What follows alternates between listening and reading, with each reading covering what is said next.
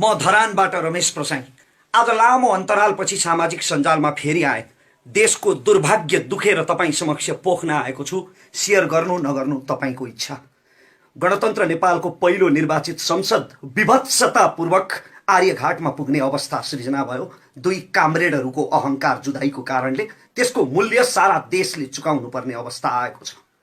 आज लोकसेवालाई सामान्य ज्ञानका लागि एउटा प्रश्न उपलब्ध गराउन चाहन्छु। जीकेमा राख्न काम लाग्छ। लोकसेवामा नेपालको इतिहासमा नाट्य सम्राट बालकृष्णसम्मका पालादेखि आजसम्म रचिएको सबभन्दा निकृष्ट, सबभन्दा भद्दा, सबभन्दा खल्लो र घिनलाग्दो नाटक कुन हो?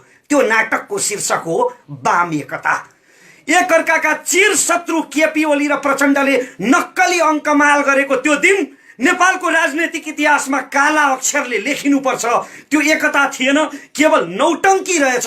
सोझा साझा निमुखा जनतालाई, सर्वहाराहरूलाई स्थिर सरकार र विकासको सपना देखाएर, लाटालाई पापा देखाए जसरी आश्वासन देखाएर झुलाउन भुलाउन षड्यन्त्रकारीहरूले रचेको नौटङ्की थियो। त्यो एउटा स्वार्थपुञ्ज थियो। माधव कुमार नेपालको पार्टीको वरिष्ठ भइकन पनि आफ्नो नेतृत्व खोसिएको कुण्ठा, वामदेव गौतमको पार्टीबाट एक्लिएको हिंताबोध, झलनाथ खनालको पार्टी कब्जा गर्न नपाएको प्रतिशोध, अनि यी सबैका संयुक्त अस्त्र बने पुष्पकमल दाहाल प्रचण्ड।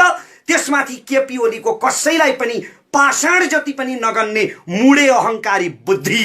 यी सम्पूर्ण स्वार्थी वर्गघातीहरूको दुर्मतिले गणतन्त्र नेपालको पहिलो निर्वाचित प्रतिनिधि सभालाई सती पठाइदियो। अनि आज रमिता हेरिरहेको छ सारा संसारले।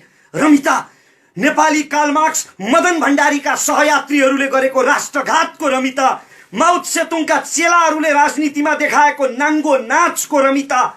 आज सामाजिक सञ्जाल हेरे, एक थरी मान्छेहरू भन्छन् ओलीले ठिक गरे, जे गरे ठिक गरे, यो संसद भङ्ग हुनै पर्थ्यो। विकास माइतीघर मण्डलाबाट देखिँदैन। ओली सरकारले काम गरिरहेको त थियो नि, प्रचण्ड लगायतका नेताहरूले कामै गर्न दिएनन्। अझ ओलीमाथि अविश्वासको प्रस्ताव ल्याउने तयारी गर्दै थिए, राष्ट्रपति विरुद्ध महाअभियोगको प्रस्ताव ल्याउने तयारी गर्दै थिए संसदमा। अनि संसद विघटन नगरेर के गरून्? 45वटा पदहरू त रिक्त राखिएको छ मुख्य संवैधानिक अङ्गहरूमा र प्रशासनिक अङ्गहरूमा। अनि यस्तो गुटबन्दी र घेराबन्दीमा परेर आफ्नै पार्टीको घेराबन्दीका कारणले काम गर्न नपाएपछि केपी ओलीले गरेको यो संसद विघटन सही हो।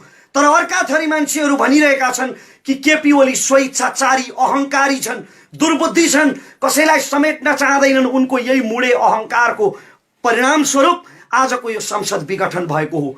जुन पक्षको राय सही भए पनि, यो रमिताको नायक र खलनायक जो भए पनि यो लोकतन्त्रमाथि भएको प्रहार हो।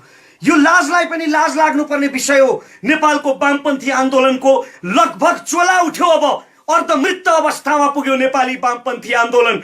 जनयुद्धदेखि झापा विद्रोहसम्मका शहीदहरूका सपना तुहाए, काटो खाए वर्गघातीहरूले केवल आफ्नो मुडे अहंकारको स्वार्थपूर्तिका लागि।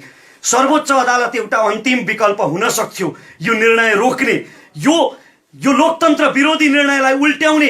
तर सर्वोच्च अदालतका प्रधान न्यायाधीश श्रीमान चोलेन्द्र शमशेर राणाको चरित्र र पछिल्लो रेकर्ड हेर्दा यो निर्णय उल्टिने कुनै सम्भावना देखिँदैन। आज मलाई मदन भण्डारी कमरेडको एउटा आदर्श वाक्य याद आइरहेको छ। कमरेड मदन भण्डारीले भन्नुभएको थियो कि यदि हामीले राजतन्त्र फाल्यौं, राजतन्त्रको उन्मूलन भयो, तर राजतन्त्रको उन्मूलन भएर पनि जनताको जीवन स्तरमा कुनै परिवर्तन आएन भने, व्यवस्था अवस्था र प्रणालीमा कुनै परिवर्तन आएन भने हामीले गणतन्त्र प्राप्त गरे पनि त्यो उपलब्धि निरर्थक हुन्छ। आज मदन भण्डारीको त्यही वाक्य ढुङ्गाको अक्षर साबित भएको छ वर्गघाती स्वार्थीहरूको चरित्रको कारणले गर्दा। यसो भनेर म राजतन्त्रको समर्थन गरिरहेको छैन, गणतन्त्रको विरोध गरिरहेको छैन, किनकि लोकतन्त्रको विकल्प सुधारिएको लोकतन्त्र मात्रै हो। दुई चारवटा बाँदरले खेत मासे भन्दैमा जङ्गलमा आगो लगाउन मिल्दैन। त्यसकारण लोकतन्त्रमा केही खराब अवसरवादी पात्रहरू देखिए भन्दैमा लोकतन्त्रको विरोध गर्नु अनुचित हो, मूर्खता हो। आदरणीय वामपन्थी बुद्धिजीवी कमरेडहरू, आजको नेकपामा जति पनि शीर्ष नेताहरू छन् नि, यिनका बलिदानका बखानहरू रक्षान्तिर मिल्काइदिए हुन्छ। अब यिनीहरूले भोगेको जेल, नेल र वनवास सारा राष्ट्र सेवाका निम्ति होइन, राष्ट्र चुस्नका निम्ति, रजाइका निम्ति, सत्ता भोग गर्ने लक्ष्यले मात्रै यिनीहरूले जेल, नेल र वनवास भोगेका रहेछन् भन्ने कुरा यिनीहरूको चरित्रबाट प्रमाणित भइसकेको छ। वामपन्थी कार्यकर्ता कमरेडहरू अझै पनि यदि तपाईको हृदयले यिनै नेताहरूको जयगान गर्न मन लाग्छ भने, यिनै नेताहरूलाई जिन्दाबाद भन्दै प्रचार गर्न मन लाग्छ भने तपाईले आफ्नी आमाको दूधमाथि शंका गर्नुहोला। तपाईलाई पिलाउने तपाईकी आमाको दूधमा कतै तपाईलाई रोबोट बनाउने कुनै रसायन त मिसिएको थिएन। सारा देशमाथि विभत्स प्रहार भएको छ, लोकतन्त्रमाथि, शहीदको रगतले आर्जेको लोकतन्त्रमाथि।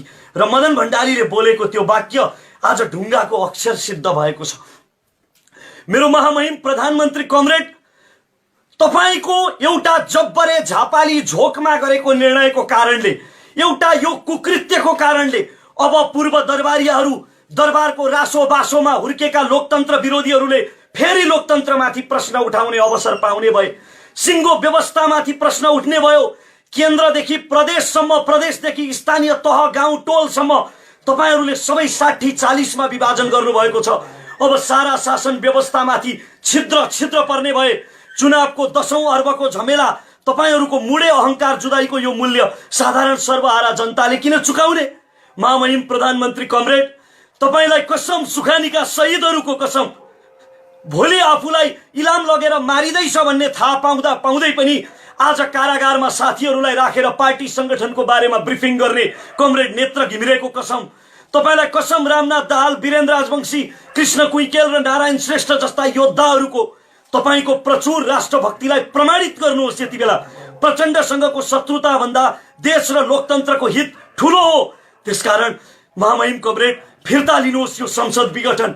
यो संसद विघटनले राष्ट्रको अहित गर्छ, लोकतन्त्र विरुद्ध छ यो कदम।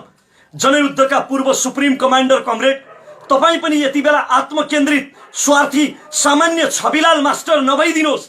प्रचण्ड हुनुहोस् कमरेड, प्रचण्ड। तपाईको निम्ति, तपाईको एक आदेशमा, एक इशारामा आमाको काखबाट उछिटिएर छातीमा गोली थापेर यमराजको हातमा पुगेका ती आत्माहरूको अलिकति त इज्जत गर्नुहोस्। मदन भण्डारी र पुष्पलाल जस्ता कम्युनिस्ट नेताहरूको अलिकति त स्मरण गर्नुहोस्।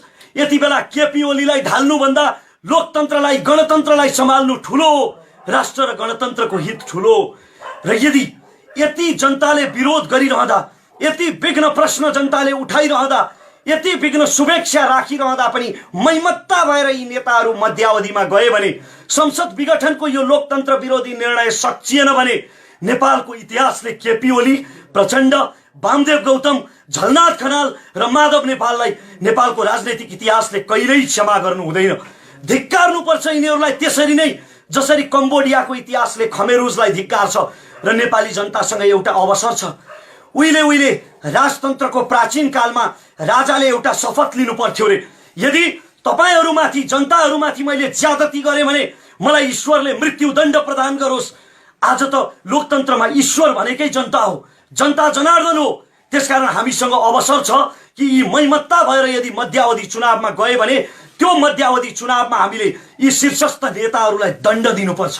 चुनावको माध्यमबाट, भोटको मतको माध्यमबाट, ब्यालेटको माध्यमबाट यिनीहरूलाई, यिनको राजनीतिक भविष्यलाई अन्तिम श्रद्धाञ्जली दिनुपर्छ ताकि एउटा नजिर बस्न सकोस्।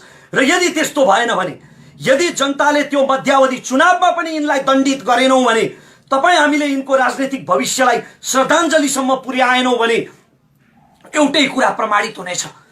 फेरि पनि केपी ओली, प्रचण्डले चितवन, सिराहा, झापा, काठमाडौँ वा कुनै पनि स्थानमा यी आजका नेकपाका शीर्ष नेताहरूले चुनाव जिते भने एउटै कुरा प्रमाणित हुनेछ कि नेपाल भन्ने देशको भाग्यमा परिवर्तन लेखिएको रहेनछ। र नेपाली जनताको चेतना, तपाई र म जस्ता नेपाली जनताको चेतना वन्यजन्तु पनि, तपाई र म जस्ता नेपाली जनताको चेतना वन्यजन्तु जति पनि रहेनछ। किनकि वन्यजन्तु पनि एक स्थानमा अथवा एक जीवबाट खतरा देखेपछि त्यसको वरिपरि फेरि फर्केर जाँदैन। इतिश्री।